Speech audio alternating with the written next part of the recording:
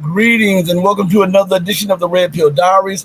I'm your host, Rashid, and I'd like to thank you for joining me, for giving me a little bit of your time as we chop up the latest in news. Also, I want to inform people that we will be having some Patreon streams this week, and we will be having some channel member streams this week if StreamYard and YouTube does not stop us from doing it, okay? We have everything set up for it. All we have to do is set a time, a date. If they're not blocking, we will be doing that. Now, thank you for joining me on the most powerful platform for truth, bar none, anywhere on God's green earth. If you hear a lot of noise in the background, that is a fan. I told you we're doing some renovations, so we have a fan blowing out some stuff. So you have to please excuse me. I want to thank each and every one of you who are joining me on Twitch, Twitter, Locals, Rumble, Odyssey, the Red Pill Journal, the Red Pill Diaries, and anywhere else that you can get us. All right. So let's get into it. I see everybody in the chat. Let me give a couple shout outs first. My guy Joel is in the building. Joel Bradford. Let's see. Man, this thing is starting to act up already. Flying Crocodile 46 is in the building. Also, Net Rando. What's up? He's in the building also. Let's go into this stuff because there's a lot going on right now. All right. And I'm going to be going from talking about the news to engaging with the chat to also just engaging with the wider audience. Okay. And if I can, before we go right into it, can I ask you, would you please hit the like button and please subscribe? Give me about 15 and 20 more subscribers, which would match the subscribers that I've lost over the last day or so. I would really appreciate that. You'll see me blurred in and blurred out because this program right here is where people were telling me, hey, why are you using the green screen? So I stopped using the green screen a little bit and blur out the background because there's a lot going on back here. All right, a lot going on. So the news. Congress voted on and approved a bill that has gone to Joe Biden's desk. This bill is very important. Most people who are looking at the bill are looking at it for provisions for Ukraine, for Israel, and for Taiwan or Chinese Taipei. Those are all good areas to look at this bill for. Also, the main thing is what's on Joe Biden's desk is the strong arming of TikTok. You understand? And let me talk to you a bit about this. Man, I'm telling you, I hate this blurred thing doing this. But anyway, the way the United States dominates the globe militarily is due to her dollar being accepted, right? Not as the global currency anymore, but it still has the lead. It still occupies a majority of currency transactions. So it is still the main vehicle for trade and commerce, okay? But here it is. Propaganda is one of the main tools that is used to divide and conquer nations, governments, and peoples around the globe. And America and the West had a monopoly on this, right? And they feel challenged by a non-white, non-Western nation having the most popular social media platform on the planet. You know, when Donald Trump was in office and he started this war against the Chinese by attacking, before it was Huawei, it was another phone company. I cannot think of that phone. I should have done my research before, but it was another phone company out of China, and he pretty much bankrupted that phone company. So what he did afterwards, and you see the shadow cast, my head is actually even, but it's a shadow by the light being cast on that shows my head is kind of twisted, but it's not. This company, it bankrupted him, I believe, and you haven't heard much from it.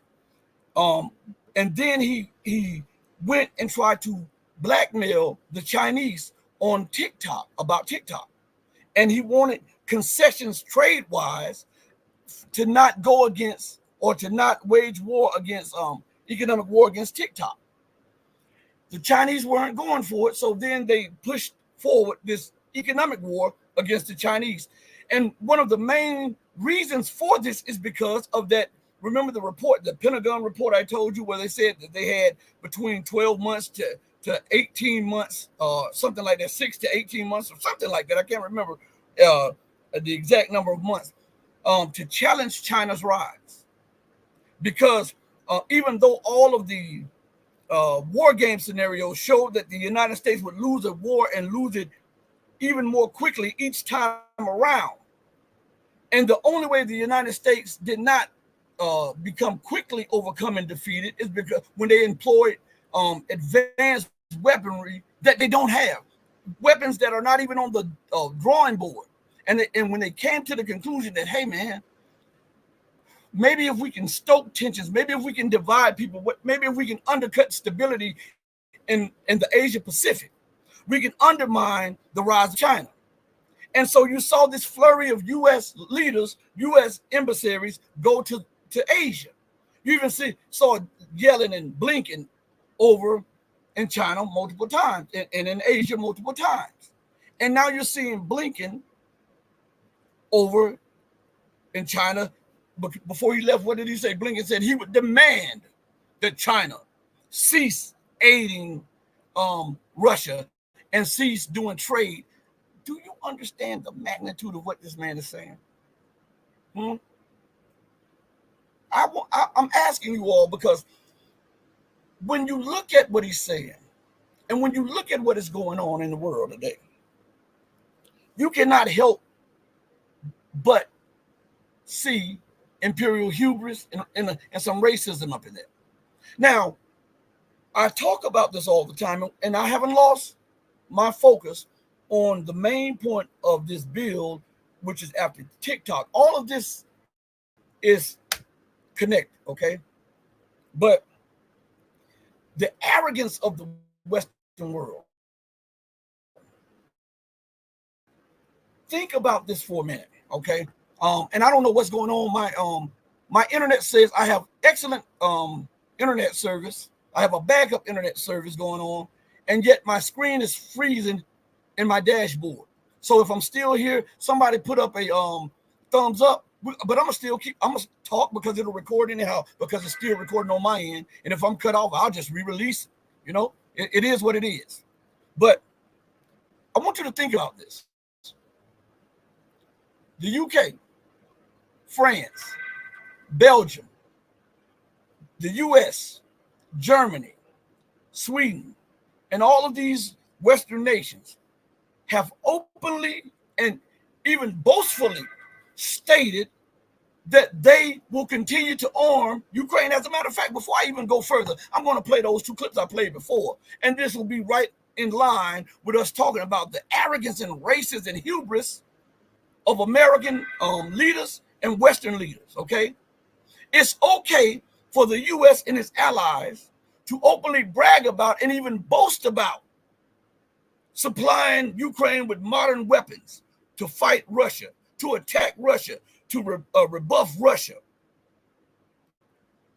And they say that this is a national security of national security interest, excuse me. And then they dismiss any interest, whether it be personal or in the state of national security, for the Chinese to do the same. Your interests don't matter. Your reasoning for doing what you do don't matter. Your position to try to better your economy for your people doesn't matter, because we have a bone to pick with Russia. And what you're doing is interfering with what we're trying to do. And what we're trying to do is always supersedes what every other nation wants to do. That's the mind state that these people have. Absolutely insane, bizarro world politics, okay? I'm going to replay two clips. I wasn't even planning to play the clips. I was deleting clips off my dashboard before the show. But somehow I didn't delete these, okay? So I'm going to play these two clips back to back. And after these two clips back to back, don't think they're long. One is 146 and one is 139, okay?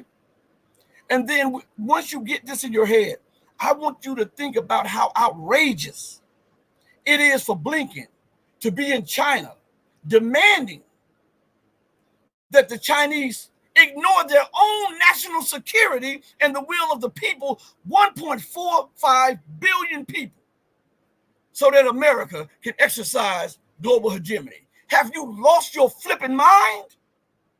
I just want you to look at this, okay? We'll come back right after the clips, back to back. President Biden on the final leg of his mission to Europe. He's in Finland this morning after making a pledge of support for Ukraine at the NATO summit in Lithuania. We will not waver. We will not waver. I mean that. Our commitment to Ukraine will not weaken. We will stand for liberty and freedom today, tomorrow, and for as long as it takes. Elizabeth Schultz is with the president in Helsinki. Good morning, Elizabeth. Good morning, George. In the final stop of this trip, President Biden is taking a victory lap, touting the expansion of the NATO alliance to include Finland and soon Sweden. Biden just met with the president of Finland, insisting that the U.S. and Nordic allies are more united than ever against Vladimir Putin, with Russia's border just about 100 miles from here. It is a split screen from almost exactly 5 years ago to this day, when former President Trump met here with Putin. In that major speech in Lithuania, Biden blasted the Russian leader for underestimating how the U.S. and its allies will stand with Ukraine for as long as it takes. They're now pledging long-term security guarantees. And after Ukrainian President Volodymyr Zelensky sharply criticized NATO countries, yesterday he struck a much more positive, grateful tone in an hour-long meeting with President Biden. Both leaders calling that meeting a success. But at the end of the day, there is still no timeline for when Ukraine could join the NATO alliance, even after the war ends. George. Okay, Elizabeth. Hi, everyone. George Stephanopoulos here. Thanks for checking out the ABC.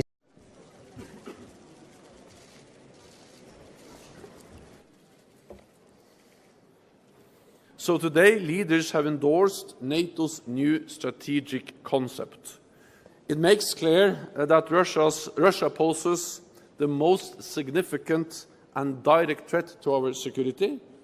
In the current concept, we state that Russia is a strategic partner. Ukraine can count on us for as long as it takes. They are fighting for their independence, but they're also fighting for values which are important for NATO, fundamental for NATO. The sovereignty, the territorial integrity of every nation, and therefore this matters for our security. The decision to invite Finland and Sweden to become members demonstrates that NATO's door is open. It demonstrates that President Putin did not succeed in closing NATO's door. NATO's door remains open.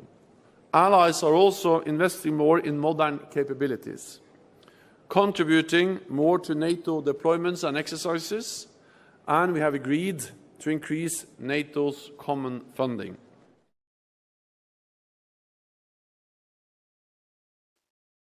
Now, I want to play that last clip I played. I want to play a few seconds of it for you, okay? Because it's very important that you see or hear something that he stated. Because what he stated, he ignores when it comes to China and Russia, okay? It's very important. And I just heard it when I this part right here when I played this clip. I had never heard this reasoning before until now. I want to play this again and I'll stop it.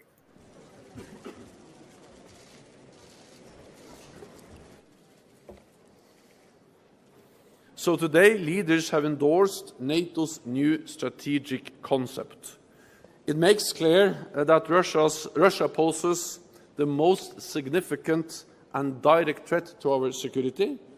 In the current concept, we state that Russia is a strategic partner. Ukraine can count on us for as long as it takes. They are fighting for their independence, but they're also boom, right there. Ukraine can count on us for as long as it takes. He puts his hand like this. They are fighting for their independence. Now, let's look at this situation, okay? And let's examine it as it is. And this is a direct connection to Blinken's trip to China, his threats, and his bluster, okay? Openly, the U.S. and NATO stated that they are what?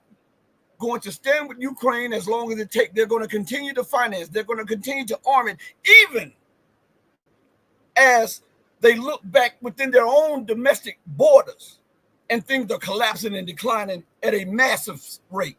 Okay? So now look, he said they are fighting for their independence. Now let's look at this whole situation. President Vladimir Putin has been warning since coming into office of the Russian Federation as the president about the constant disregard for nations to be sovereign state, the constant disregard for international law, the constant disregard for territorial integrity and independence as a nation. And he said that the United States and NATO have been overstepping all bounds and all limits to international law and what is normal in international diplomacy, right? Way when he got into office. Now, why did Russia start the military operation? It wasn't that he was a crazed leader. He tried to reason with the United States over and over and over and over and over again. And we know because you can Google it, you can Bing it, you can Yahoo it, you can DuckDuckGo it, that he kept trying to tell them, listen, we view this as a national security threat. There's no way that we can allow you to set up bases or NATO to set up bases in Ukraine. Your missile defense systems can be turned into offensive systems and they can hit Moscow within minutes. This is unacceptable. This is an unacceptable threat to the Russian Federation. Now, right before he ordered the military, special military operation, he tried to reason with the people, and they publicly stated, listen, this is what is acceptable. This is what was agreed upon. You must go back to what we agreed upon, and there can be no if, and, or buts about it. If this, what we agreed upon as leaders of these nations, me of the Russian Federation and you of the United States and these other leaders of other individual European or / NATO countries, if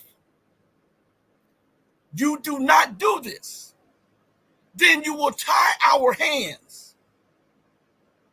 So the United States went to work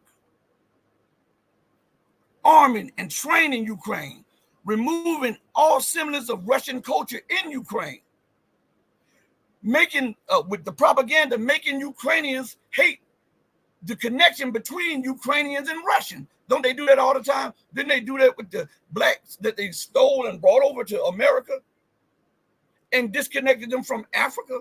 Didn't they do that with the Native Americans, how they disconnected them from the natives in Mexico and South and Central America, and how they were connected to Africa too? Didn't they do that to the indigenous population of Eastern Europe? Didn't they do that to the indigenous population in the Middle East? Didn't they do that to the indigenous population and are trying to do that in Asia?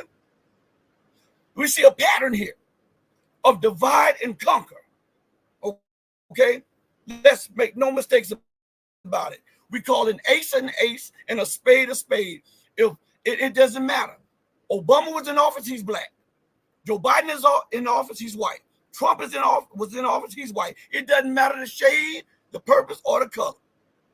They are all working towards the same goal of American hegemony at all costs. You understand? Now, why did I bring this to you? So we can break down the reality of the situation and understand what is really taking place right in front of us, okay? Now, after negotiating and then hand delivering the papers and the agreements that were signed and that were agreed and the clauses that were agreed upon decades before, and how Russia put this stuff together and say, listen, this is the only acceptable way for our national security. You've got to get out of Ukraine. Ukraine didn't serve your national interests prior to the falling of the Soviet Union, so why should it be in your national interest right now? Huh? But see, you can't pick Ukraine up and take it over and put it next to Mexico. But one thing we do know is that Ukraine resides on the border of Russia. And in fact, some of Ukrainian territory is historically Russian. Okay? So You have to think with that mind state. Half of Ukraine was Russian. Ukraine has a history with Russia. They have a cultural and a racial connection. But the United States and NATO are there stirring up trouble. So when the terms of the agreement were rejected, Vladimir Putin gave them one more chance. And then he said, if this is not accepted, then we will have to have a military technical response or technical military response. Everybody was, yeah, this. And what happened? Because the United States, we just found out they had multiple bases, germ warfare bases and intelligence bases right on the border with Ukraine and Russia. I'm talking about miles away from the Russian Federation, not hundreds of miles, miles. Would this be acceptable for the United States? Would this be acceptable for the UK? Would it be acceptable for France? Then what the hell make you think that it's acceptable for Russia or China or Nigeria or Chad? Huh? This is this Eurocentric exceptional mind state that I keep telling you about. What's good for me does not apply to you. Do as I say, not as I do. When it bothers me, it's a national security threat. When it bothers you, oh, you're getting winded for no real reason. We have no plans of doing this. I want you to think about this as we're talking, because this goes directly to why America is trying to strong arm China right now. In the 60s, we almost had a nuclear holocaust, a nuclear war, because the Russian Federation had deployed nuclear bombs in response to the United States deploying them in Germany and Turkey. Nuclear capable missiles in Cuba. Cuba is 100 plus miles away from the United States. And the U.S. national security establishment and the deep state said this was an unacceptable national security risk, and they had embargoed a military embargo on Cuba, which means that if Russia had tried to send in reinforcements, then America would have taken it as a direct threat to the United States national security, and war would have ensued thereafter, right? 110 miles away from the coast of Florida. But it's not a national security threat 1 to 2 miles from the border of Russia. Man, if you don't stop this foolishness, stop it. Common sense got to reign supreme. It's a national security threat if the Soviet Union deploys weapons 105 or 110 miles from the tip, not next to, but just like they say on the TV, just the tip, right, of Florida. But it's not a national security threat or a grave concern for the Russian Federation that you have biochemical bases a mile or two away from the Russian Federation, and you have intelligence gathering centers right on the base, right on the border. Man, I'm telling you, absolutely insane. So why did I say that? And why did I take you to this? Because I wanted you to see the hypocrisy in all of this. And then the headline is this of Blinken. Because remember, Stoltenberg said that they're going to stand with Ukraine as long as it takes, right? Why? And then he answered with his hand over his heart, or because he doesn't have a heart, on that battery up in his chest. And he says, because they're fighting for their independence. What? Let's do that again when I go out of focus. What? So Russia is not fighting for its independence and its sovereignty and its national security, but you having military bases and all around Russia. Why do you feel the need that you have the right to expand up to other people's borders and they got to change the way that they proceed or live their lives because you cannot quiet this or calm this insatiable hunger for domination? Huh? So now you openly boasted about standing with Ukraine and supplying Ukraine with all of these weapons, right? Then this is what this article says about Blinken and his trip to China. And remember, this has a direct correlation and connection with TikTok. Blinken to warn China against helping Russia in Ukraine conflict. Now, what's crazy about this? Let me see something real quick before I read this article. All right, I want to bring something up real quick for y'all.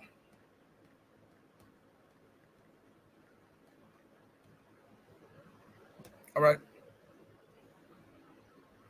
Listen. According to Google, because remember, we heard when Wang Yi met Lavrov, the two foreign ministers, the two people who are over those two nations, Russia and China's foreign affairs and their diplomacy, they said that they had entered into a new phase of their strategic partnership, right?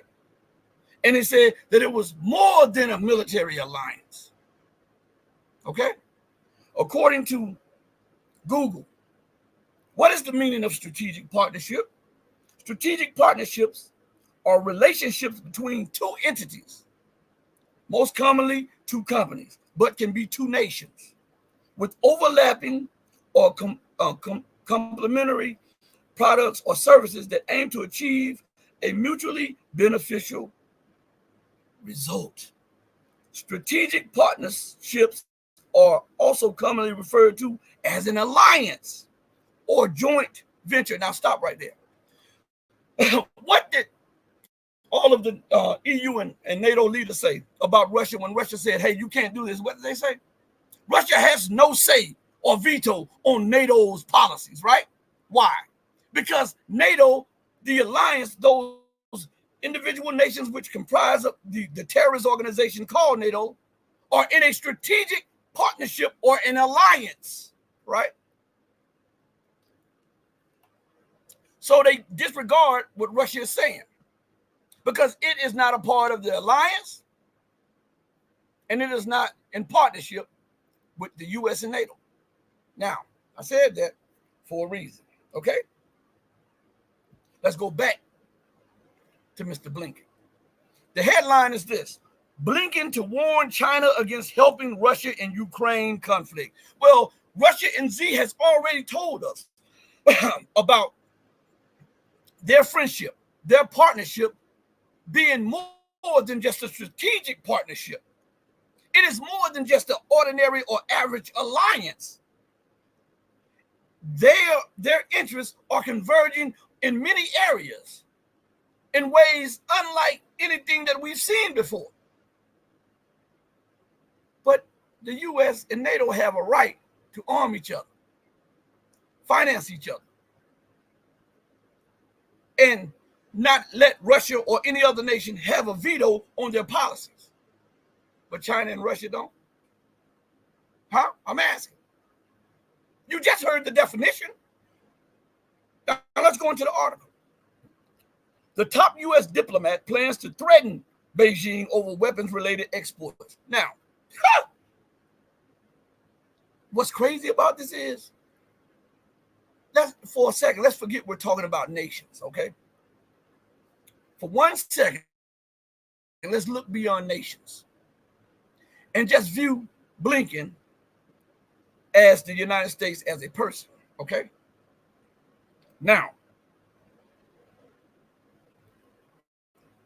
what if you were in debt to, let's say, you had a mortgage, you had a car, you had a boat, you had a vacation house, your livelihood depended on this certain company, right? And you are mad or teed off of a small policy change. You go to that office. Now, mind you, your livelihood and security, your family livelihood and security depends on the gratuity and the generosity of this company. You go to that company and start lambasting that company, threatening that company, telling them what they're not, telling you what you're not going to do and what they are not going to do. How do you think that would work out? Because they can pull your cars on your mortgage, your car that you have, your car that your wife have, the car that your children have, your boat, your vacation home. They can give you a bad credit where you can't get an apartment. They can do X, Y, and Z. Why? Because they hold the financial cards. And so anybody that does that, you would look at them like, what in the hell is wrong with these people? Are they crazy? Well, now let's go back to him being a representative, the foreign representative of a nation state called America. China was holding 1.2 to 1.3 trillion in U.S. debt.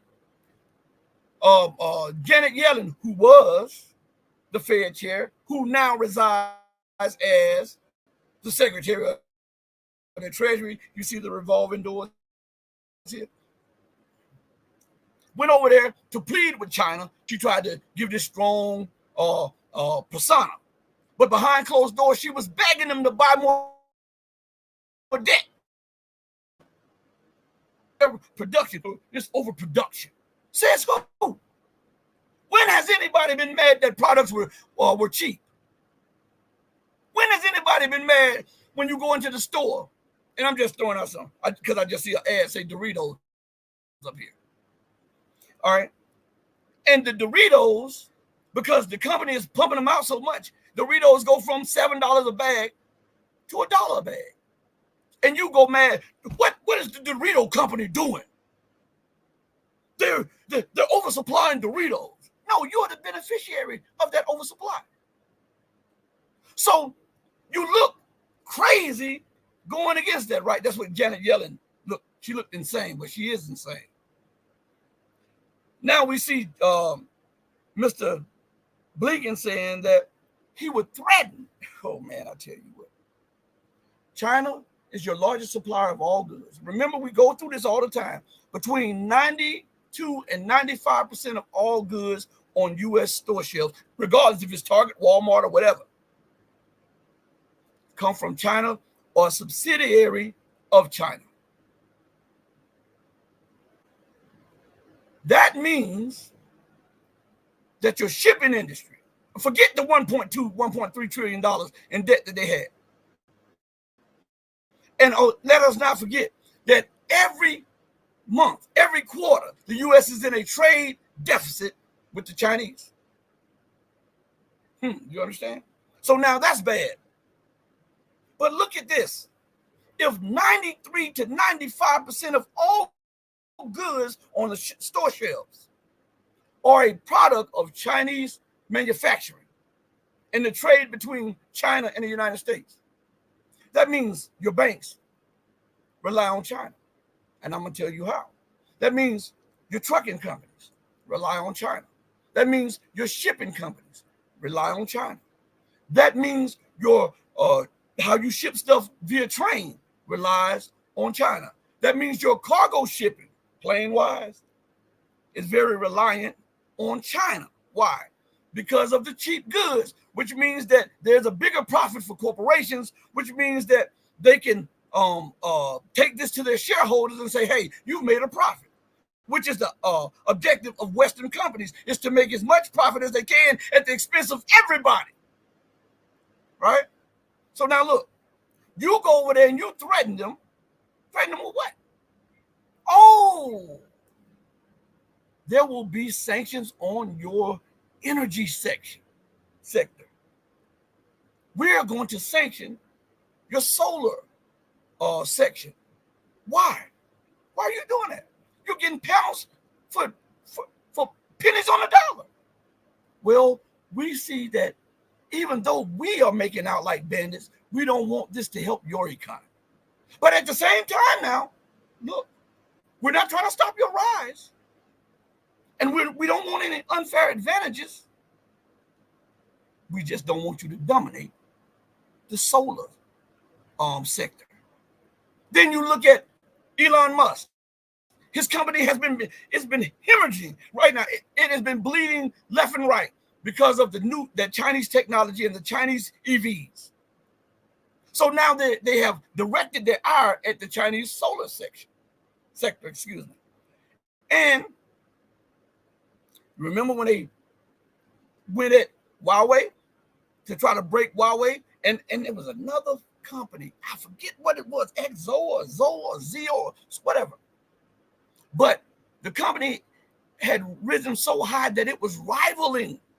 It had briefly overtaken Samsung and all of these Korean and Japanese phone companies that sell their products in the West. This was a no-no, so they went after that. They went after Huawei because Huawei is the leader in fifth and sixth generation Wi-Fi and technology. Because it is a non-white, non-Western nation, this cannot be allowed. Do you understand? And so Mr. Blinken goes over there, and this does not happen in a vacuum. Why would he announce he's going over there to threaten the Chinese, then proceed to take the trip over there to threaten the Chinese? The United States announces war games on the Korean Peninsula and more war games in the Pacific, Asia Pacific, with Japan and Australia and the UK, right? And then the US takes up the TikTok thing. Why? Because Zuckerberg, you know, he's the one who ripped off the idea, and the CIA financed him to do the Facebook or the Meta, which owns Instagram. Elon Musk, Twitter or X, Apple. Apple's profits are collapsing in Asia. Do you know that? Because of the new technology that is being infused into the phones and the computers by Huawei. You know that? And Apple was considered the biggest corporation in the world. But now that we see that TikTok has surpassed Meta and Twitter put together, they voted on stealing the ownership. Listen to me good. If this is not fascism, what is the definition of fascism? All right. It's when corporate interests and government policies meet, right? And they try to impose them on you. That means that the governments are working for the corporations, not the other way around. That's why you don't see these corporations paying the taxes. That's why you don't see these billionaires paying taxes. They put it on the back of the little man and woman, the middle class, the I won't say lower class because they're not lower, the poor people. And Meta and X and Instagram and all of these other social media platforms see their position slipping from them at breakneck speed. And if you control the largest platform by far, it ain't even close. Listen to me good. Go look at the metrics. It's not even close. TikTok has blown away all of them. And if you can no longer control the technology, guess what happens? You no longer control the narrative. And if you no longer control the narrative, you cannot propagandize people without opposition. You understand? So while Blinken is in China, they are trying to hold a technological gun to the head of China to say, listen, if you don't do this, and this, it's on the desk of Biden. And he'll sign it, and either you'll give us ownership or we'll ban you in the West. China should say to hell with you. Ban me, and I'm going to ban every Western product. See who collapses first. Ban me, and we're going to see if we can call in this 1.some trillion debt. Ban me, and I'm going to, because a ban is an embargo. You're trying to ban me with chips, right? With the chips that go into the phones and stuff. Put another sanction on me. From the day that sanction is enacted, there will be a full embargo against you. I won't ship anything to you, anything. And if there's a secondary shipment coming from India or any other nation, I'm gonna sanction them too. Because China is responsible for 65 to 70% of all of this shipping stuff. So now, it goes right back to what I was just telling you about the banks, the cargo planes, the trains, the trucking. and the stores. If China embargoes the United States, that means that the stores would have 1 to 2 weeks worth of goods there, which means that after 1 to 2 weeks, there's no goods there, which means that the stores, big and small, would have to close down, which means unemployment, which means another heavy burden on the back of the government, which in turn means, guess what?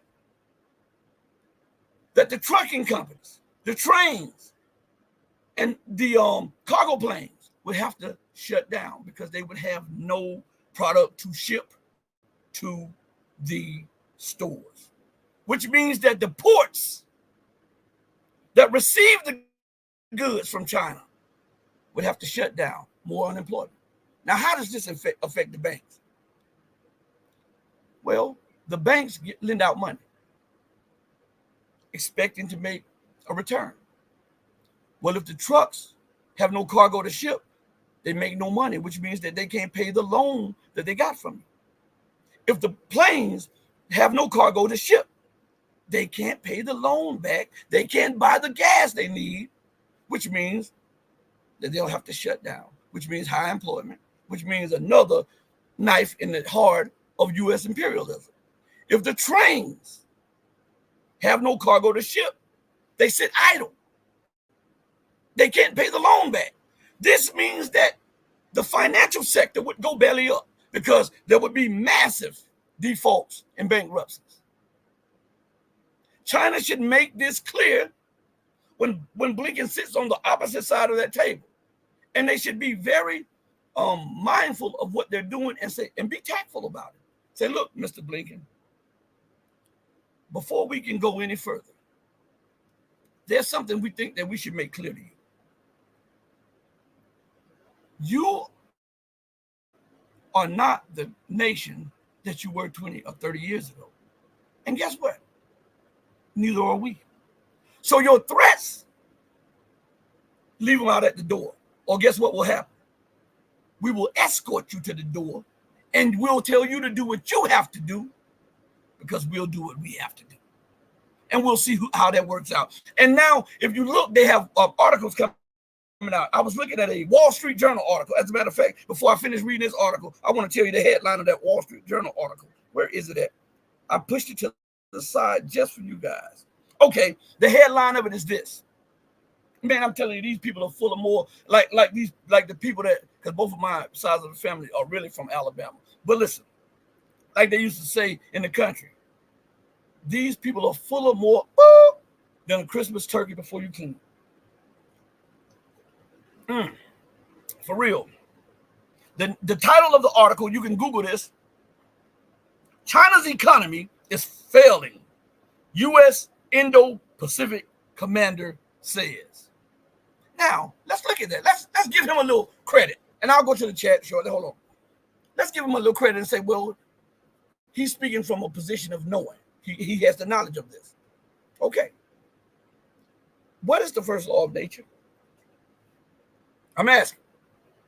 Self-preservation, right? So listen to me. Let me go to the chat. Let me see some names up there real quick while I'm talking to you all. Okay.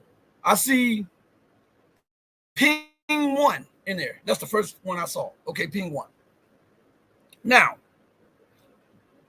if I owe Ping 1 money and Ping 1 was suffering financial hardships for his family, and we have it in a contract, I owe you X, Y, and Z, and it is supposed to be redeemed at your request, or else you can take this, and this from me.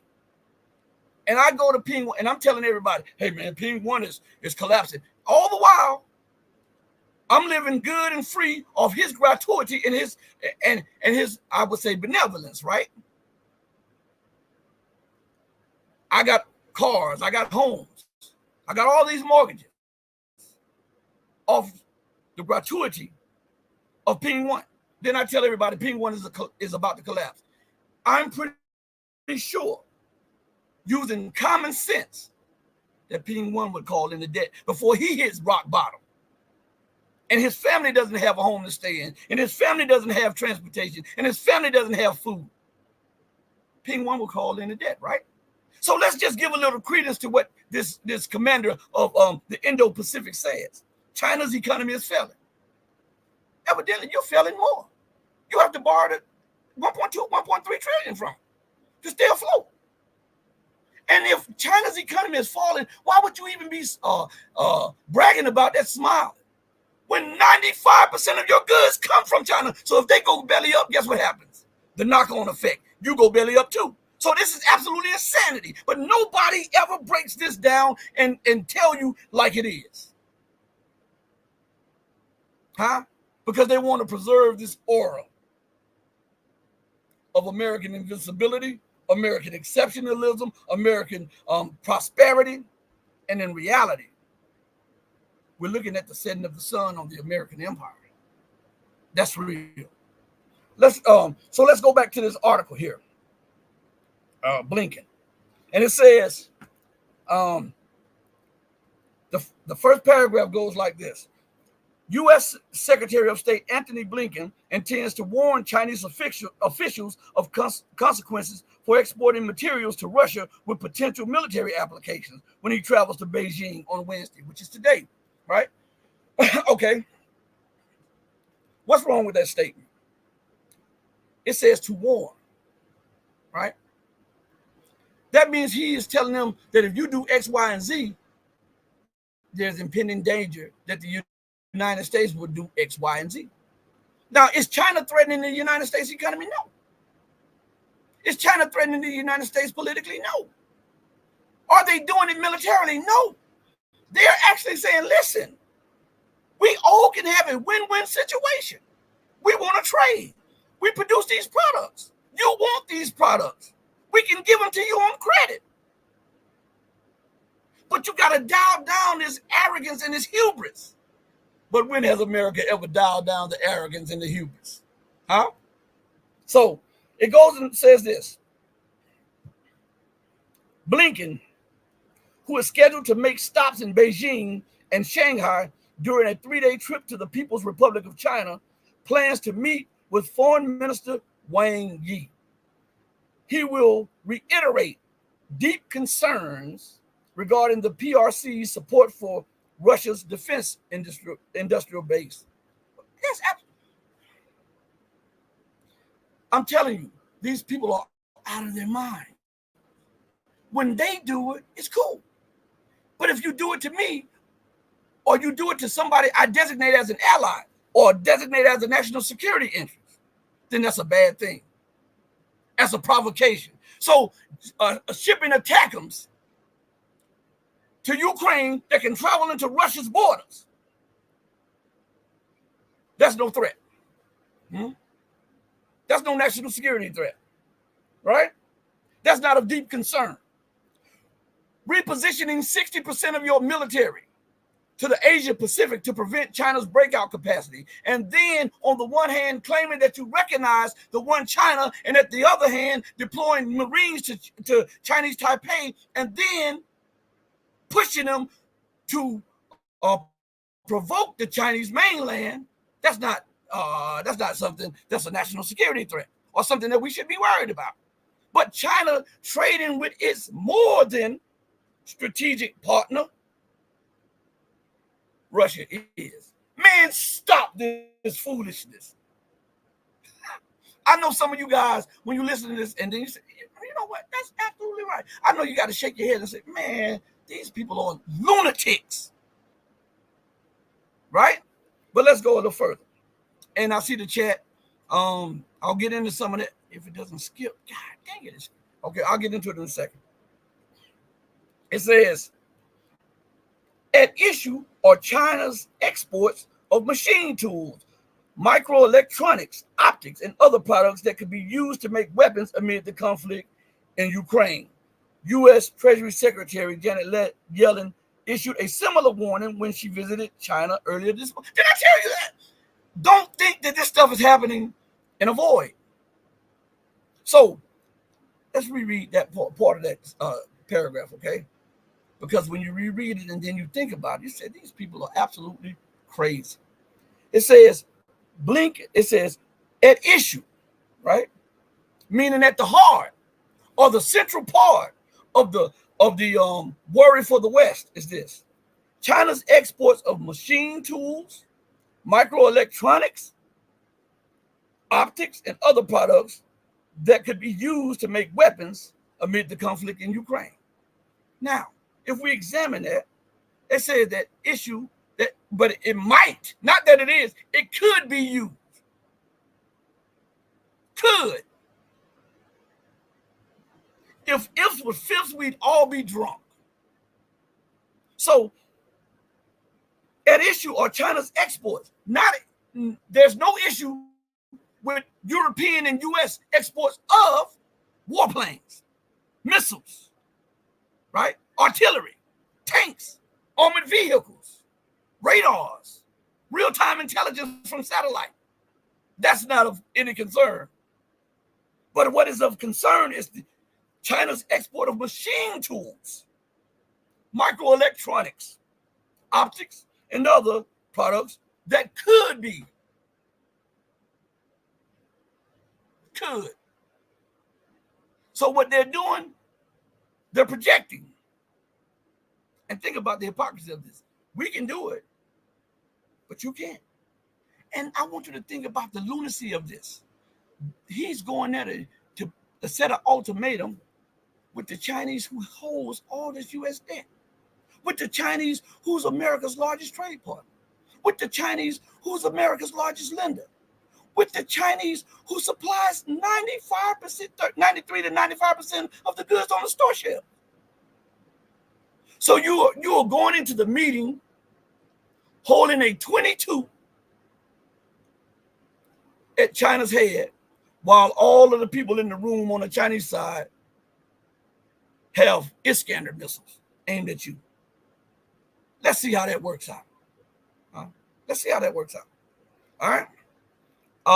Ping One says, KK Canada also jailed Huawei's Ming Wanzhou for the U.S. in violating sanctions against Iran. Yeah, and we know that those were trumped up charges, and that gave, for them to do that, that showed you that they are willing to ignore international law, because that was an extraterritorial, extrajudicial rendition of a leader's daughter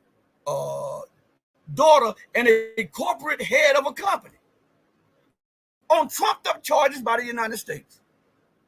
But if this was in reverse and the Chinese did that to a Canadian, or think about if Elon Musk goes to China to check on his EV plant there, and the Chinese say, well, you know what, we're going to arrest you, and we're not allowing you to leave here because we have good information telling us that you were involved in the Ukraine conflict by allowing the Ukrainians to use your Starlink satellite. Even though they would have credibility on what they said. Think about the United States and the West if that were to take place. And they did the exact opposite. They did the same thing, but without any sound information or sound evidence against the person that they arrested. Do you see the hypocrisy of the West? I know you do. And as long as you come here, we're going to give it to you straight and raw without a chase. Okay? Regardless of all of the roadblocks that we get from all of the platforms, we're going to continue by God's grace to teach the truth. Okay? So let's go further. All right. It says the concern there is that through Chinese support, isn't that what partners are supposed to do? Isn't that what friends are supposed to do? But in the West, friendship you can never truly rely on. Aren't friends supposed to be there, not just in your good times, but in your dark times? Isn't your partner, your wife, or your husband supposed to be there and help you through whatever you're going through? Because you have become a tandem, a team, and you're trying to merge into one in the idea or the thought of producing a world that's better. So if this is the case, why would they even say this? The concern is that through Chinese support. Of course, they're going to support their more than strategic ally. The same way that if my wife had a problem, I'm going to support my wife throughout the problem. And if the problem continues to aggravate her, we're going to take care of the problem. You understand? That's real. We're going to get that problem out of the way. And we're going to do it as a tandem, right? As a team. Because we have the same mind of going forward in the future, building something. Well, that is what Russia and China is saying, right? So why would it concern the United States unless they have ulterior motives? Here it is on one hand, they arm everybody whom they think that they should arm to the teeth. And then they get mad at you if they suspect that you are giving your cousin a knife. Not a gun, but a knife or a rock to try to hold off the assailant. You have no right to help defend your family. You have no right to come to the aid of your friend. You have no right to stand up against what we're trying to do because it's against the rules-based international order. To hell with the rules-based international order. Okay? And who would want this order to succeed? Before we go further on this, I want to ask you a question. Who would want this rules-based order dominated by the United States and the UK to succeed? Let's look at the rules-based order. In the last 600 years, they have savaged the world. They took 80 million indigenous people here in America and reduced them to a population of 2 million. Genocide on a major scale. They took an entire people from Africa, held them captive, breeded them like animals, prevented them from reading, from having religion, from having any understanding of the surrounding area, put an information block on them, and treated them less than human. And now that you see the cities on fire in Chicago and all, you want to blame it on them. You want to hide your hand at this madness that you have stoked in everybody. How the hell can you expect somebody to be civilized when you breeded them as savages? Huh? You want to hide that. You don't want to talk about that because those are inconvenient truths. Isn't that what murderers and rapists do? They want to hide their crimes, and they want the victim to become the assailant, and they want to become the victim so as to not go over the legitimacy of the crimes that they've committed. Think about that. I was reading something in the Virginia House of Delegates in the 1800s, and they were discussing, and this goes with all this going on, and they were discussing, because I do a lot of this stuff. I've been doing it, reading this stuff forever. And they were talking about, they were discussing how to keep their slaves after removing, taking them out of slavery, how to keep them divided and to keep them relying on the slave master. And in this, they said, we have as far as possible extinguished every avenue by which light could enter the slave's mind. This is what they were discussing in the halls of power. And all of them came, yeah. So if we remove them, and look at this, I want you to understand something, because this has a direct correlation, because we talk about, but this has a direct correlation with how America and the Western world views everybody else and how they're treating everybody else as lower humans, right? I want you to look at this. No, and listen to me good. This is not about, this is about history. This is about facts, because everybody is scared because they're scared to offend. Hell, I get emails by every color, right?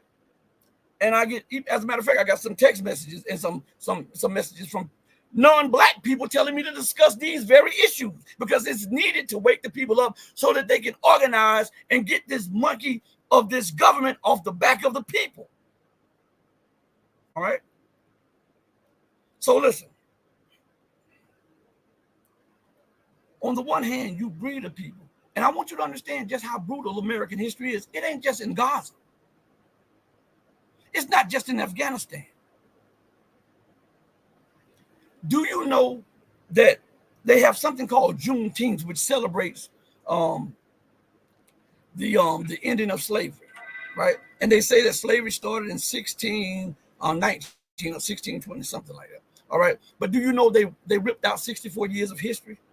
If you go to the Library of Congress, the first 64 years of the slaves being here was so brutal that they did not want the masses to understand what was used, what they used, and the taxes that they used to enslave the people. From the time they got on the ships and they brought them here, from the very first moment the ship docked in America, guess what they did? If there was a pregnant woman, they sliced open her belly. The baby fell to the ground and they smashed the baby underfoot to instill fear.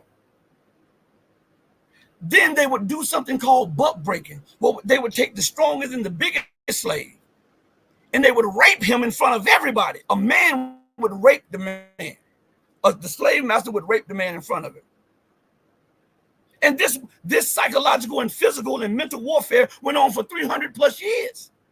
And America she want to hide her hands about the problems of the violence and what's raging in inner city. Hell, you are the biggest proponent of it. But nobody, when you hear McGregor talks about the lawlessness and all, that's true. But they don't point the finger at the causes. You can never cure a disease by putting Band-Aids on cancer. You can never cure the disease by recognizing there's a disease and then say, take some Robitussin. Scientists, any learned person, this is why I get teed off with some of these people that do these interviews. Any sound, sane person understands to get to the bottom of something, you have to do research. Once you research it, you find out its strengths and its weaknesses, what it likes and what it dislikes. And what you do, you experiment to come up with a sound vaccine or something that can prolong the life of the host body. We are trying to give you something that will prolong your mental longevity, your mental prosperity, by attacking these issues head on and not running from them, even if people get mad about it. They're doing this. Think about what I just told you about the brutality and the viciousness. And it's always the other person who suffered is the reason for the suffering. The Palestinians are the reason that they're suffering, even though you took people from Eastern Europe, Western Europe, and put them into Palestine and held the people who are indigenous there as captives. And they are lashing out over 70 years of being held down, and it's the Palestinians who are the terrorists. You go thousands of miles over to Afghanistan on trumped up charges. Remember, created Osama bin Laden, Tom Osman. You created the Taliban. The freedom fighters are the ones that you mentioned on Rambo at the end in the credits. The brave Mujahideen.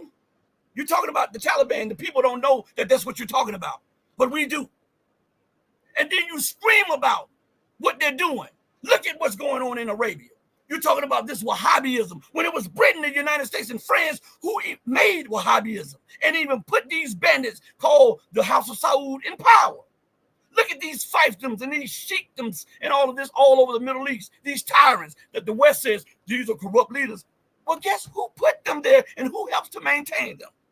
Because it's not no Venezuelan warplane that they're flying. F-15s, F-16s. They have Patriot missiles, right? Let's call an ace and a spade.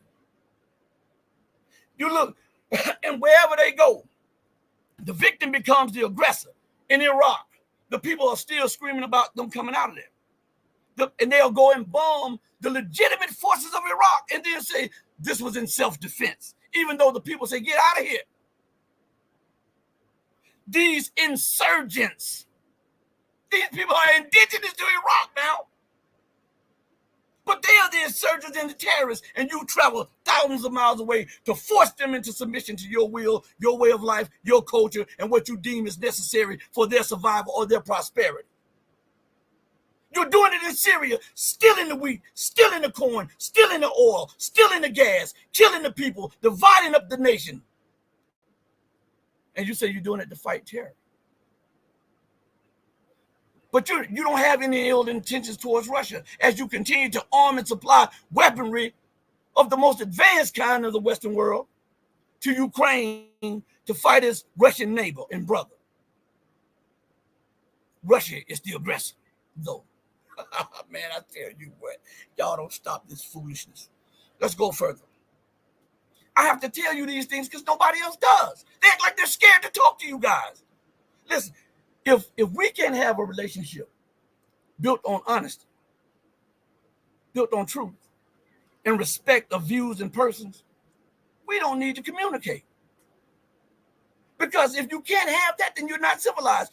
You don't have the mental capacity to grow. Right? I won't accept everything you say. You won't accept everything I say. But one sign of a civilized person is to be agreeable to disagree. That's it. What did your Bible tell you? When I was a child, I did as a child. I spake as a child.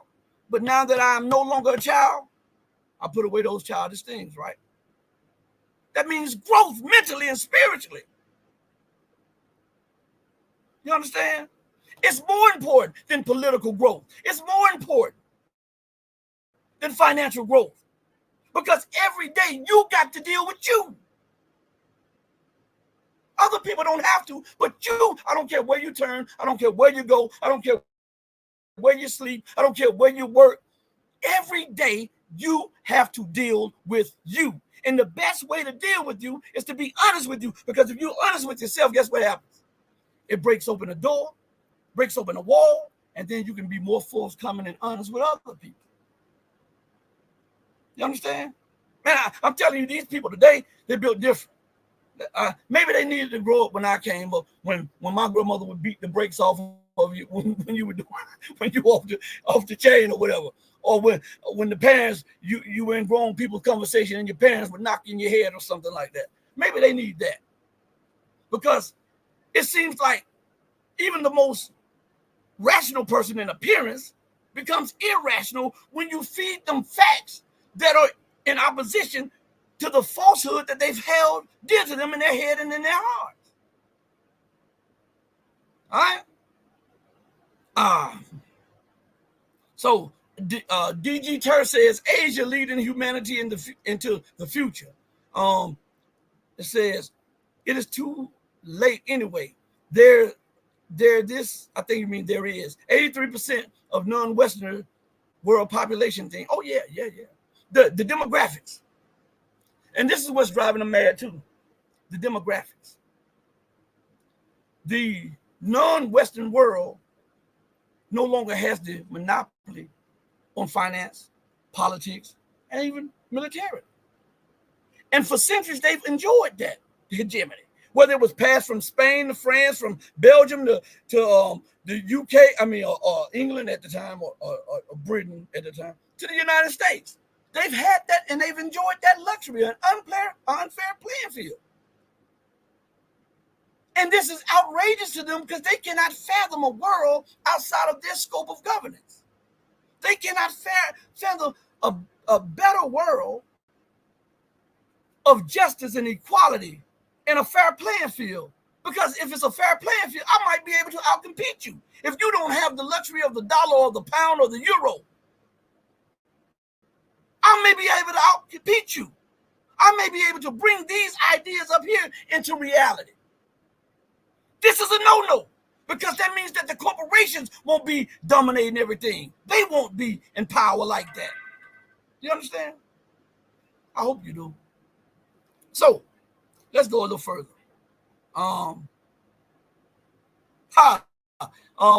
MJK says Ping 1 is correct. KK Canada is a vassal state of the U.S. Weasel country, not just the U.S. Do you know that the UK's largest military base is in Canada? Do you know the UK's largest military base is the size of a city? Did you know that?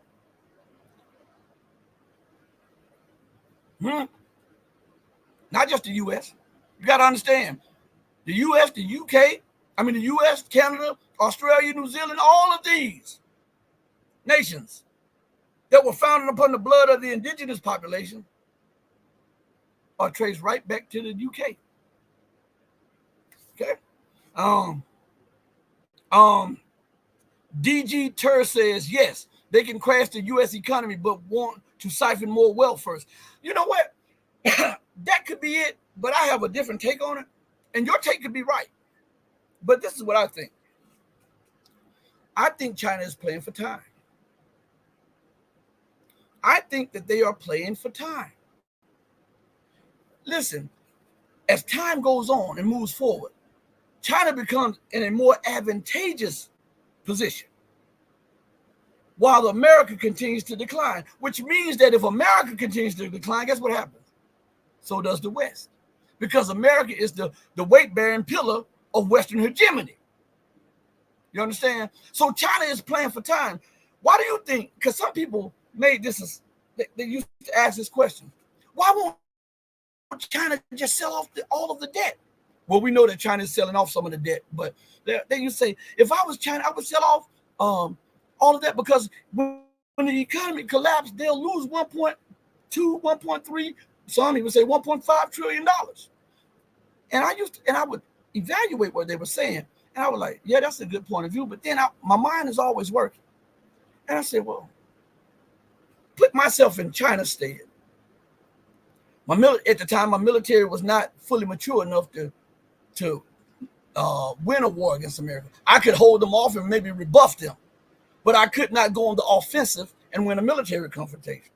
Now, then look, should I go to war with the United States at a time when they have all of the international levels of control and the media organization on their side?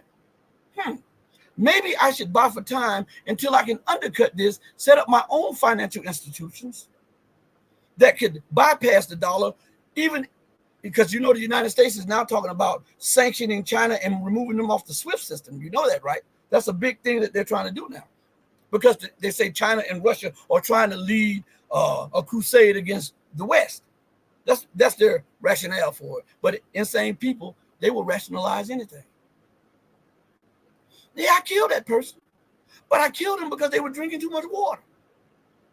Don't you see? Water is a valuable commodity. In the mind of irrational people, they think that they can rationalize anything, right? But listen, so if you put yourself in the stead of China and you say, why won't they sell off that debt? Because $1.2, $1.5 trillion, that's a lot of money to lose. And then I'd start thinking about some of the things that I was reading and hearing, and some of the things that were said to me by financial people behind closed doors. And some of them even said it publicly, about how China was accumulating huge reserves, not just of oil. The United States has that oil reserve. China has a commodity reserve where they are accumulating all of the necessary commodities that is needed in case of a global depression. They can still forge forward because they would have huge amounts of things in store or in reserve.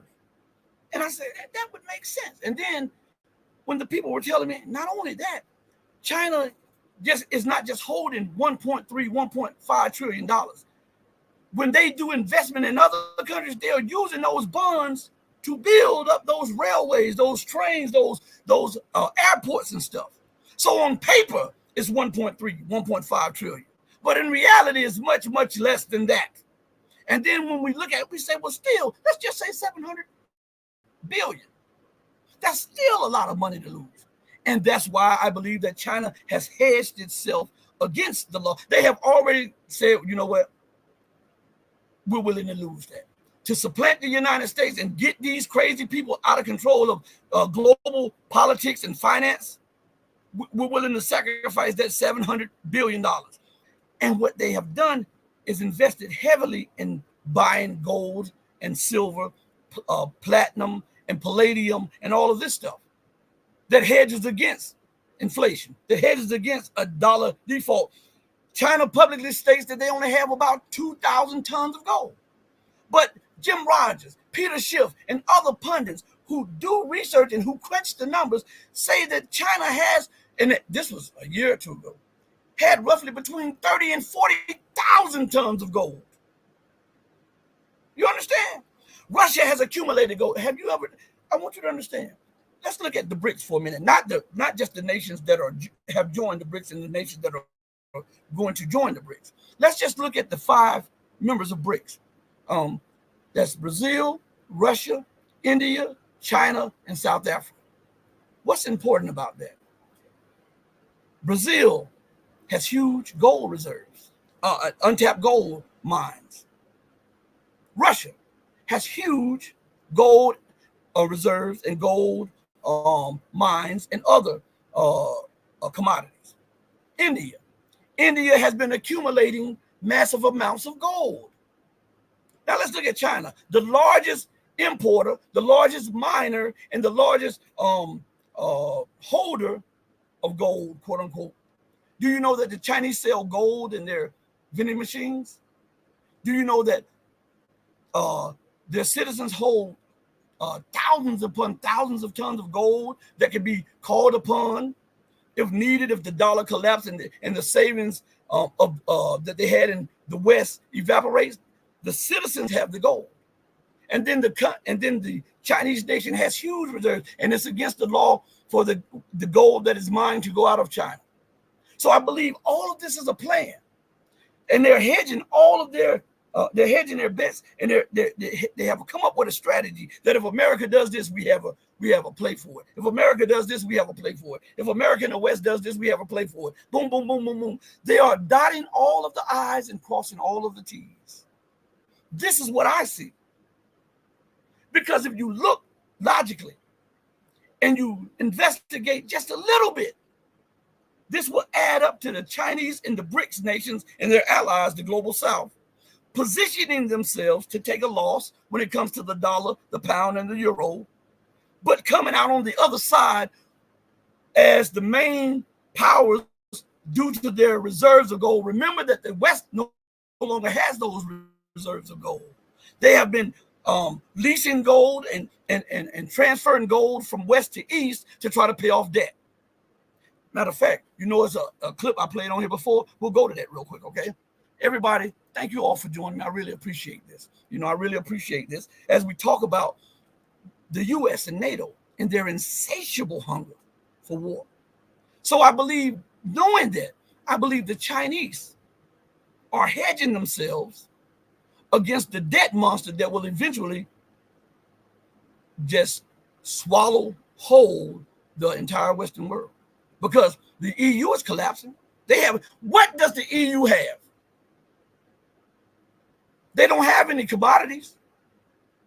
The one European country that had gold and fertile land and had oil and gas is in a state of war. That's Ukraine.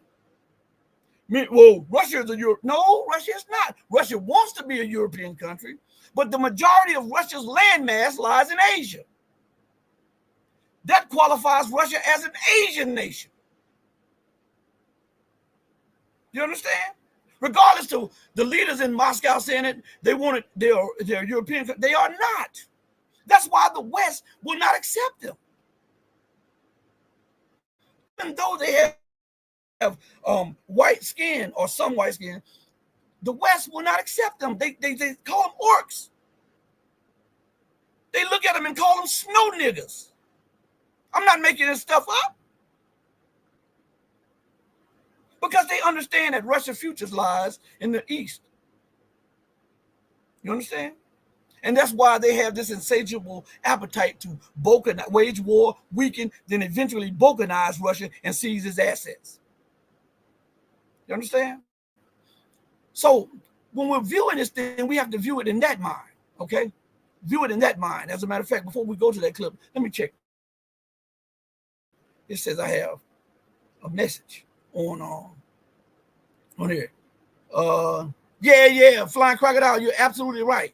It seems that 90% of Western rhetoric is projection these days. Absolutely. I would even say closer to 100%. P1 says this stuff needs to be brought, the ugly truth needs to be brought to light. Right. Jay Blue, they got the audacity to deny people reparations after these horrors. Oh man, the horrors are way.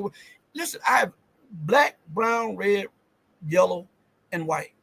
I advise you all to go and pull up some of the stuff on the Library of Congress and see how brutal these people were to black people. I'm not talking about the roots kind. I'm talking about, if you see this, it will bring tears to your heart. And then they would discuss, and here's the kicker right here. Before doing this, they would discuss this in the houses of Parliament, the houses of power, I should say, in the United States. And it was one president, John Adams, I believe that was John Adams, who refused to have slaves because he said that he thought that it was immoral to, on one hand, be a Christian, and on the other hand, own slaves. George Washington didn't have no problem. And George Washington was a convict. He was most people don't know this, he was a fugitive from England. They don't teach you that in the history book, but he was a fugitive from England. So he had to make his stand here in America. You understand?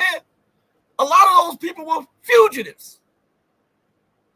But go to the library. I'm asking you all, look up this stuff on the Library of Congress, okay?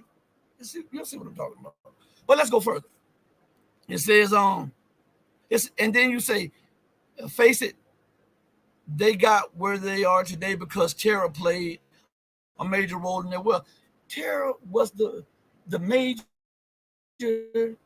and the most vital instrument in the rise of the Western world. They terrorized the people they took from Africa. They terrorized the indigenous people in Australia. They terrorized the indigenous people in Asia. They terrorized the indigenous people in Latin America and the Caribbean. They terrorized the indigenous people of Eastern Europe. Hell, they're still terrorizing them. And look what they're doing in Ukraine. We're friends of you. How in the hell can you be my friend when you have had over 500,000 of my people exterminated? Do you let me drop this here for you all as we talk about the extermination of the people of Ukraine. Do you know, and this is a fact that they hide from history. You know, I like to bring historical facts to light. Do you know that over 100 million people died between the slave passage from Africa to the Western world? Do you know over 100 million people died? Over 100 million people. You understand that? That's not genocide. The West screams about 6 million. Even Kissinger and Nixon didn't even believe it was 6 million. I think Nixon said it may have been 100,000 or 200. I believe he said that. But think about that. Compared to 100 million, and then the millions that were killed on a yearly basis. And let me get this fact to you all before we go to this clip here about the gold and silver. All right.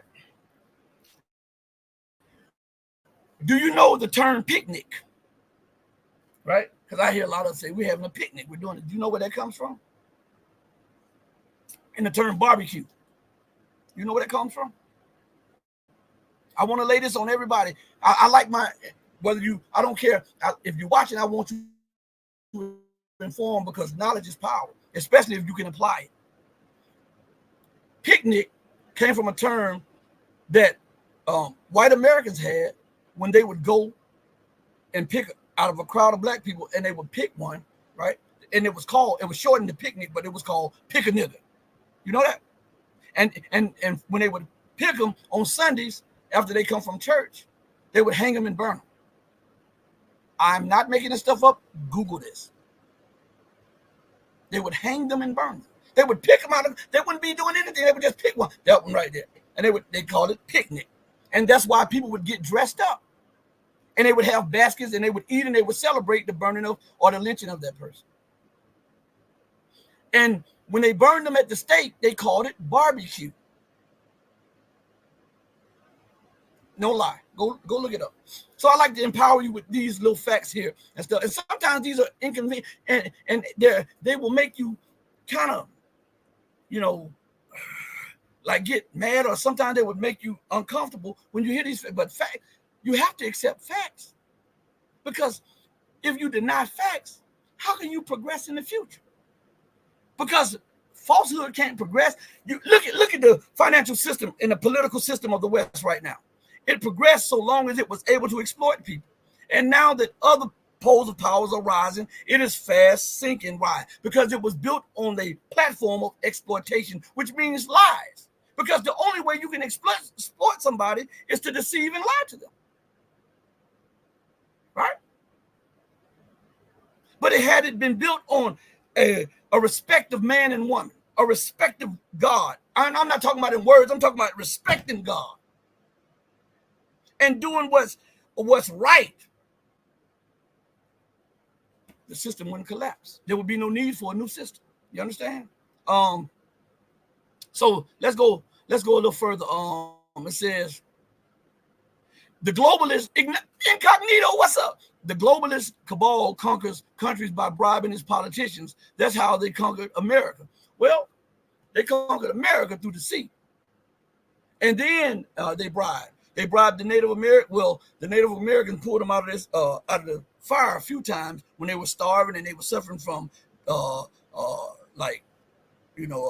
these diseases in the New World. The Native Americans saved them on multiple occasions. Okay, and then they whooped the Native Americans out of the state of New York for $25 because they wrote to tell how to speak English. Just put your X right here. Just put your X on this paper right here. And that's how they acquired these states. New York.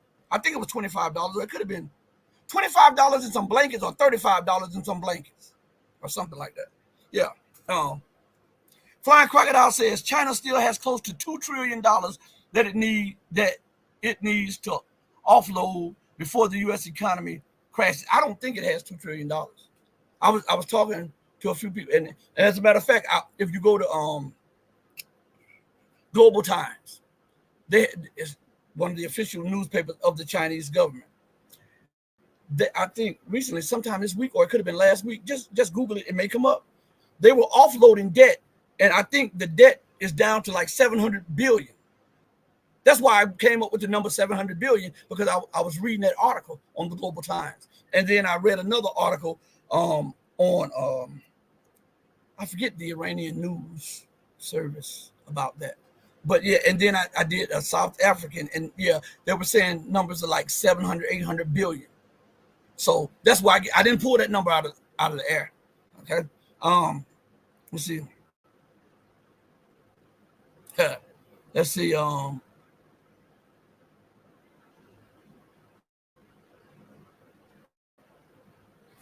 Man, this thing is flipping. Okay, it just went down. Yeah, Michael, I'm sorry if I don't get to you. I'll try to scroll back up and stuff after I play the video. But it's jumping on this thing right here, so please charge it to my head, not to my heart. I'm not ignoring anybody's comment. I'll go back and try to look and see. But it's down here. It says DG Tur says a war with China is literally the end of this world. I think the war with Iran would be the end of this world. And am I saying there will be a nuclear exchange? No. Because think about this. America has been able to rule the world, and her Western partners have been able to rule the world by demonstrating complete domination over nations, right? And I believe that when war breaks out between the United States and Iran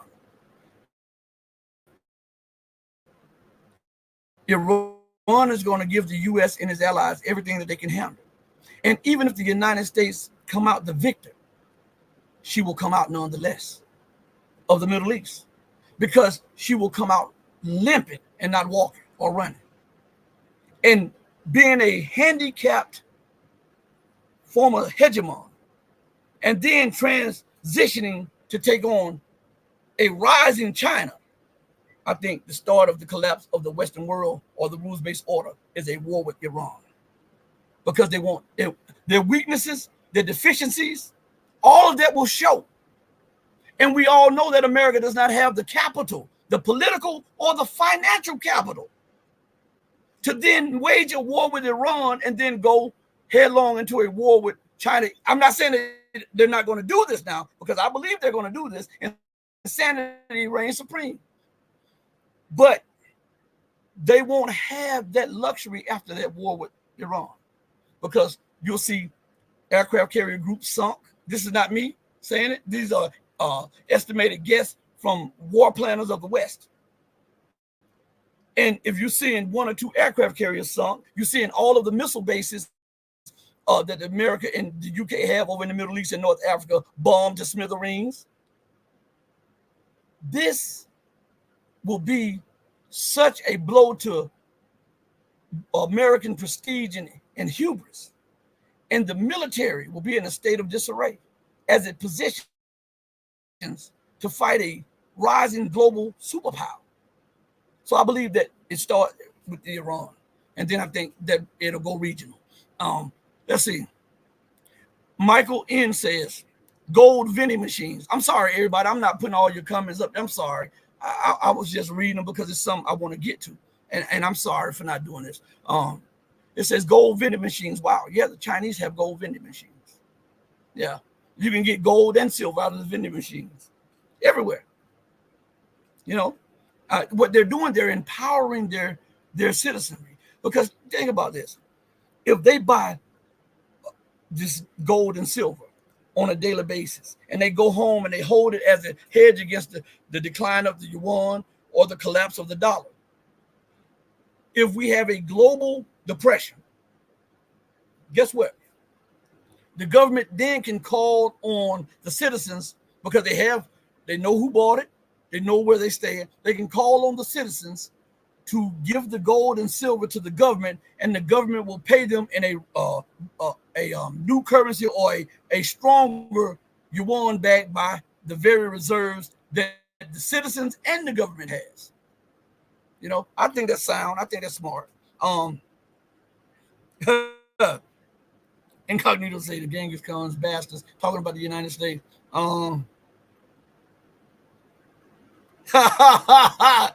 Let's see.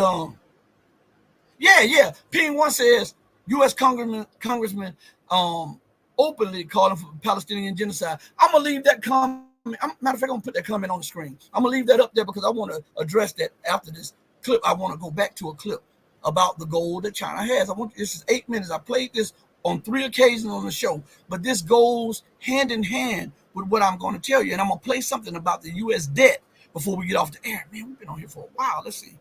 Let me see if I still have that one about the rising U.S. debt. Hold on 1 second. Yeah. So what I'll do, instead of keeping you all this long, I'll play the other one because that's 8 minutes. Both of these are almost 9 minutes. Then I'll come back and we'll chop it up on that. Then we'll chop it up on this comment here. Then we'll close out because I don't want to try your patience anyhow. And remember, hit the like button, subscribe, share. Okay. And since I'm on here talking to you all, I want you to do me a favor, everybody. We know that they continue to take the subscribers. Push the channel over 4,000 subscribers. Every one of you get 3 people to subscribe to the channel. Okay? Do that. Let's beat the brains out of the algorithm. Okay? So let's go a little further. Let me play the clip. I want you to pay close attention to what this guy is saying, okay? Because some people miss this point. That's why I play it. When I play videos over and over, it's because when I tried to give it to some people, it went over their heads. And so sometimes you need a second or a third or even a fourth look to process what you're hearing. So I want you to listen to this. Gold is some useless, inert asset, right, whose heyday was in the 19th century, as irrelevant to modern finance as the horse is to transport. Maybe not. Today we return to a favourite theme of ours, and once I haven't looked at since probably 2019, and that is, how much gold does China have? And for those with short attention spans who don't want to watch to the end of this video, I'll cut straight to the chase. China has much more gold than it says it does. In fact, it has more gold than the US. Its enormous gold hoards are all part of its grand global reserve currency status designs. Right, now time to back up those assertions. Let's do an audit. Audits involve a lot of numbers, and too many numbers can get a little overwhelming, so I'm going to try and keep these numbers to a mentally digestible minimum. But let me start with perhaps the most important contextual figure and anchor that in your minds, and that is US gold holdings. Official records show that the United States owns some 8,133 tonnes, most of it in Fort Knox. Although I should say that gold in Fort Knox hasn't been audited for 50 years. The US is the world's largest gold owner, or so you would have thought, and gold comprises 77% of United States foreign exchange reserves. China's officially declared holdings are 1,948 tonnes, so about a bit less than a quarter of the US, and that makes up just 3% of its $3.2 trillion of foreign exchange holdings. The real number is, of course, much higher than that. China has been the world's largest gold producer since 2007. This past decade, it has produced about 15% of all the gold mined in the world. Last year, it produced 380 tonnes, which is about 20% more than the world's second largest producer, Australia. And since 2000, China has mined roughly 6,500 tonnes of gold, and more than half of Chinese gold production is state-owned. China National Gold Corporation alone accounts for 20%. So already, just on Chinese gold production alone, that official 1,948 tonne figure looks doubtful. Crucially, China keeps all of the gold it mines. Exporting domestic gold production is not allowed. And with reserves in decline at home, Chinese mining companies have also been buying assets abroad, across Africa, South America and Asia. And international production exceeded domestic production by about 15 tonnes last year. But as well as being the world's biggest producer, China is also the world's biggest importer of gold. It's hard to get precise import figures, but we do know that, for example, via Hong Kong alone, over 6,000 tonnes has entered the country since 2000. So if you add that to cumulative gold production since 2000, you get a figure of 13,200 tonnes.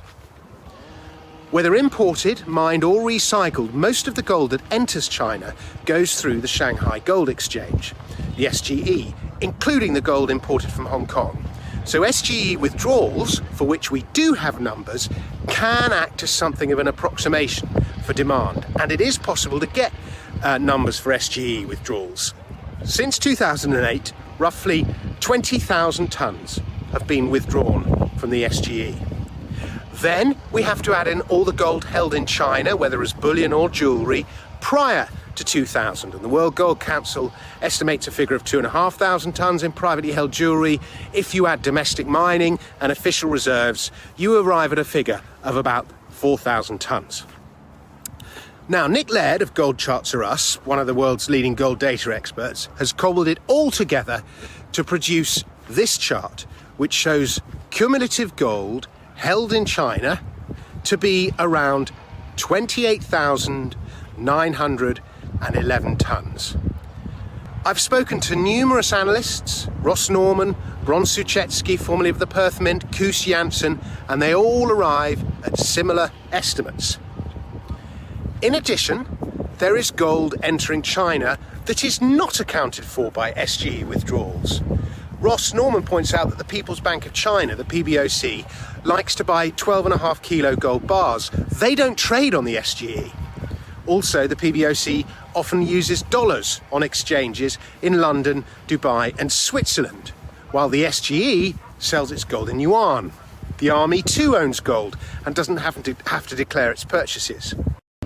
Remember, there are many state agencies on top of the army and the central bank which buy gold. There's the State Administration of Foreign Exchange and China Investment Corporation, the Sovereign Wealth Fund, to give you two examples. So how much of all that huge hoard is state-owned? 40%? 50%? 60%? But at 50%, the implication is that China owns roughly 14,500 tonnes. That is 1.8 times more than the US. Now, it may be that only 20 or 30% of that gold is state-owned. I find that unlikely, but even if that's the case, it still owns more than the US. And China has been famously encouraging its citizens to buy gold since 2008. And the SGE has actually stated that only consumers buy gold over exchange, but it almost doesn't matter.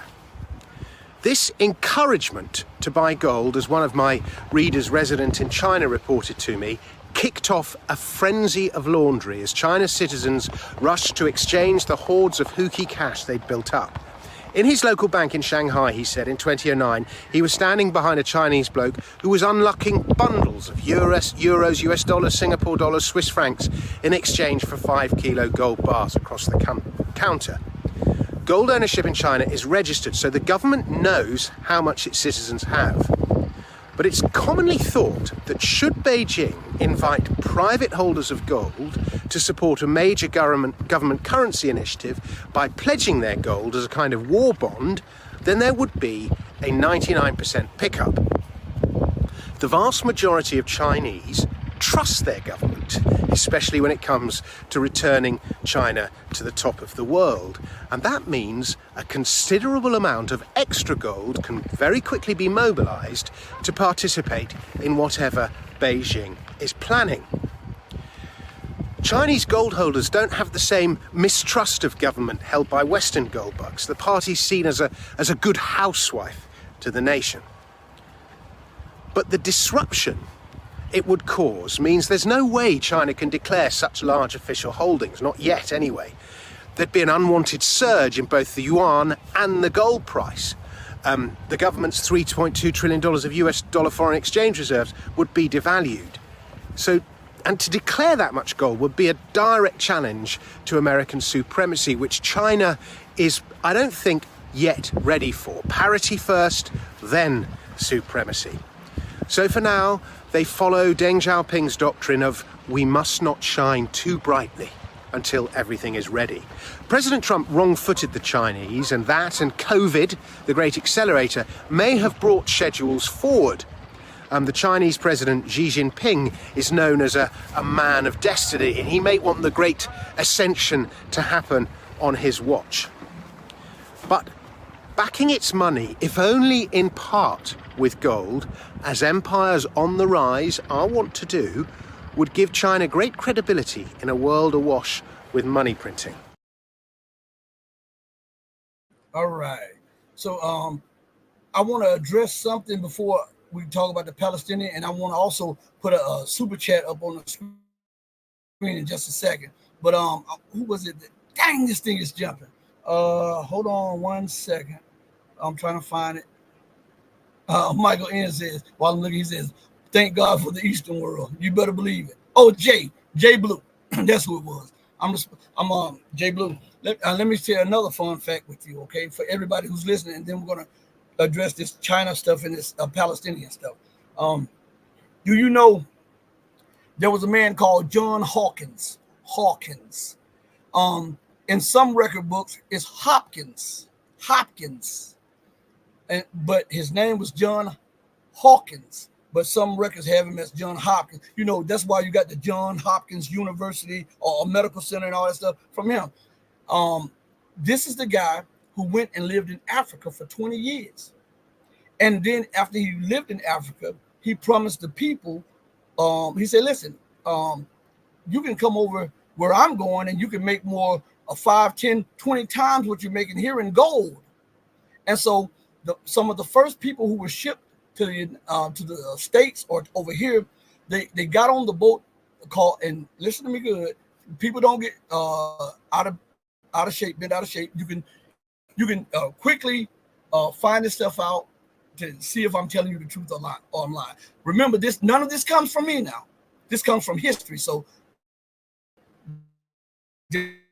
just hold your horses. So as the ship got further away from the coast and the coast was no longer in sight, people from the bottom deck came up with guns on them, and they chained them. And the ship was called the ship Jesus. Jesus. Do you understand what I'm saying? Google this stuff. I mean, go to the Library of Congress. Go research this stuff. And when they brought them here, which was irony and fate all smashing it at one time, the day that they brought them here was a day that you all celebrate. They brought them here not in 1619. It was in 1555. April 1st. What is April 1st? April Fool's Day. They fooled them and they brought them here. So this is a fun fact from history that John Hawkins and those medical centers that you see, those were named after him.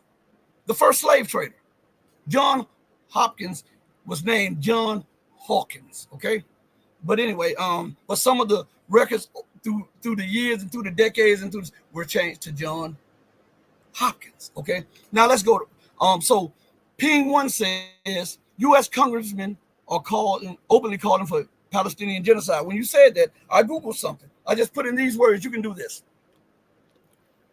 I put in these words: congressmen said nuke Palestine, and what came up? The first article that came up was from the Times of Israel, right? And they did an article on U.S. Representative Tom Walberg, right? And he called for the nuking of Palestine. I'm going to tell you how ignorant that is. Okay. If Israel lets nukes fly in Palestine, guess who dies? Not just the Palestinians, the Israelis too. Palestine is the size of New Jersey. Do you understand that? So to nuke occupied Palestine is to kill yourself. But this is what you get from these people. This shows me the lack of understanding and how they lack depth of knowledge when they're speaking. And these are elected representatives who are put in positions of stewardship to guide U.S. domestic and foreign policy. That shows you just how out of touch America is. All right. Now let me go. I'm gonna go back to that Chinese money and stuff, but first I gotta highlight MJK. Thank you for the super chat. Thank you so much for the super sticker super chat. $10 super sticker. Thank you so much. I'm gonna leave that up there. I really appreciate that. So do you see the Chinese with this gold and with falsely lowering the expectation of the West on what they do have when pundits and everybody alike knows that they have tons and tons and tons of silver and gold? They're doing that for a reason. If you were not planning something, why would you hide the reality of your holdings? Why? It's because you're planning something. You know that America is not the Western. I shouldn't say just America. I'm saying the Western world is not fair and it's not just. Look at what they're doing to Americans right now. Forget China in the East right now. Look at what America is doing to Americans, and look at what the EU is doing to Europeans. They are causing them to become poor, homeless, hopeless, outraged, divided, all because they want to implement these insane policies. You will provide Ukraine with $61 billion, but you won't invest $20 billion to eradicate homelessness in America. You'll give Ukraine another $61 billion and Israel $20 billion, but you won't take 30 or 40 billion and eradicate poverty completely in the United States. You are giving Israel 20 billion. You're giving Ukraine 61 billion. You're giving Chinese Taipei 8 to 10 billion. But you don't see any reason to bail out students from student loans that they're trapped under. You don't see any good in investing in a good Head Start program for children. You don't see any good coming out and helping people pay their heating bills or their medical bills or help them with their mortgage or their rent. That's not good for you, even though you're using their money and borrowed money to give to these other people who live across the globe. That's America's thinking. Look at the European Union. They're making them people poor as dirt over there because they follow the United States lead and want to wage an economic war against Russia. First of all, I don't have to be a scientist, an educator, anybody but the average Joe, and common sense tells me that if Russia supplies 30% or 40% of my oil, and Russia supplies between 40 and 60% of my gas, and Russia supplies 40 and 60% of my fertilizer that I grow food with, and supply all of the tangible goods that is needed for the so-called individual European nations that make up a collective European Union to be prosperous. I need this from Russia. Why would I then sanction Russia, send weapons into a war zone that was artificially created by Brussels, Berlin, Paris, London, and Washington, D.C., and then try to embargo Russia? Oh, you can't fly your planes over our airspace. Hold on. But the Western nations have to fly over Russian airspace because Russia is almost 3 times the size of the United States. And it is cost effective to fly over Russian airspace when you have these airlines so that they can save on gas and on hours, because to go over Russia might shorten your trip by a day. But then you have to go all around. And now you're complaining to Congress and you're complaining to your European Parliament that this is unfair competition, that China's air carriers get to go over Russia. That's something that you made. This is what I'm telling you. When they do stuff, they never, ever expect it to boomerang, when common sense tells you that it can boomerang and then snowball out of control. And then when it snowballs out of control, what did Olaf Scholz say? Russia, cut off the gas. Russia, cut off the taps. No, you sanction Russian gas. You sanction Russian oil. You sanction Russian commodities. You sanction Russian fertilizer. So, listen, these people are crazy as hell. They are. Oh, I get something here. Hold on 1 second. Okay. You're going to come in so you remember to discuss them. Okay. So I was saying something. I'm sorry. Something was going across the screen. I didn't know what that was from StreamYard and YouTube, so I had to read it. Well, listen, I've had more of your time than I should have today. But check this out. We have about, I think, 1 or 2 channel member streams coming up this week, and we have 1 or 2 Patreon streams coming up this week. I advise you all to come on over and join the platforms and tell others about the platform. And I'm doing my best. We're doing our best. My son does the graphics. My son does all of this other stuff. And also, I know, and I read your comments about Flying Crocodile. Read your comments about the comment section being disabled.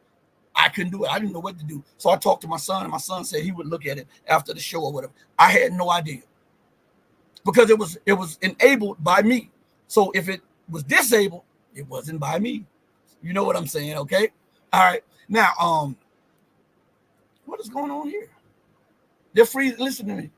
Now a pink thing pops up on the screen now, and I'm talking to you all about all these facts. Now it goes away when I say anything about it. But listen, Flying Crocodile says, all this lunacy makes sense once you accept the reality that the objective is to totally destroy all societies and bring everyone to the point where they will prostrate themselves to be saved. Oh, mic drop moment, boom. You know what? I was getting ready to say something that, man, let me highlight. MJK, I gotta highlight this. I gotta highlight this. Everybody, take a moment of silence and read this, what Flying Crocodile put up there.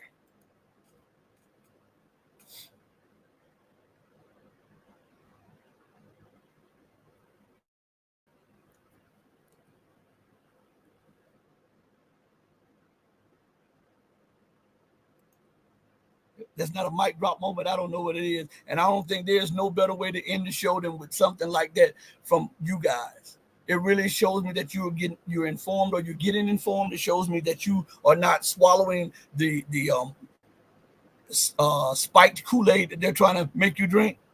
And it gives hope to the future that people are starting to grow mentally, and they're starting to really see through the lies and the propaganda of the propagandists and the liars who reside in the capitals of all of these Western nations. On that note, know that I love each and every one of you from the depths of my heart to the bottom of my soul. I love each and every one of you, but know that the love that I have for you will always pale in comparison to the love that the divine supreme being has for you. Until we next speak again, stay strong, stay true, but above all things, stay righteous. Hey, mama, your baby boy loves you more than life. Deuces, everybody. We're out of here, and thank you again. Peace.